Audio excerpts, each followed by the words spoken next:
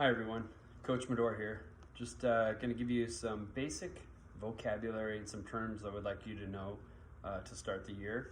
So the first term would be locked out or lockout. So in that case, we're not talking about the school emergency, that is another form. But in athletics and in PE, locked out, we're talking about arms basically straight, so elbows are locked out, or knees are straight, so knees and legs are locked out. So that's what we're talking about in PE. Okay, so locked out's one. Athletic stance or athletic position. So usually people are in an athletic position. They have knees slightly bent. They're a little more on their balls of their feet. Their torso is up, so their back's fairly flat in the back. They're not hunched necessarily. And hands, eyes are ready, watching the ball, watching whatever, they're alert. So that'd be more of an athletic position or an athletic stance versus just standing straight up or really hunched over and really with knees heavily bent. You know, this isn't as much of an athletic position as just being ready with slight knee bend. Weight more on the balls of the feet, which would be the front part of the foot versus the heels. So athletic stance or position there, and the first one was locked out or lockout.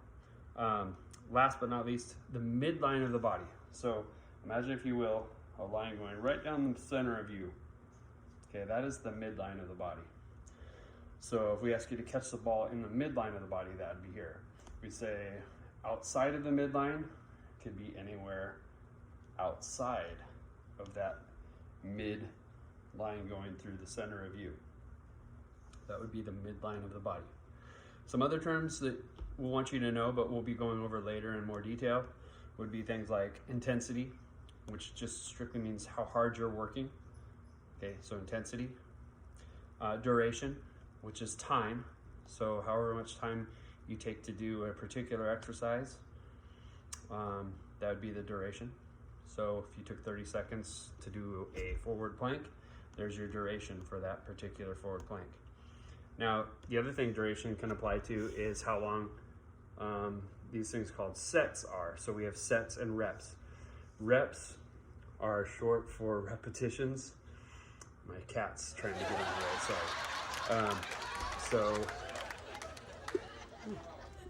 sorry. So sets and reps are kind of similar in a lot of ways, but there's a big difference. An example I could give would be, you could do 5 push-ups and rest and then do another 5 push-ups. The 5 push-ups individually would all be reps, right? But you would have done 2 sets of 5 reps, which would be 10 total, right? So look at it as the amount of reps that are done, and when they're completed, that would be a set. All right, so I also use the example of eggs going in a carton. So if you had 12 eggs in a carton, the carton would be the set, and the reps would be each individual egg. So those are some vocab that we're going to go over later.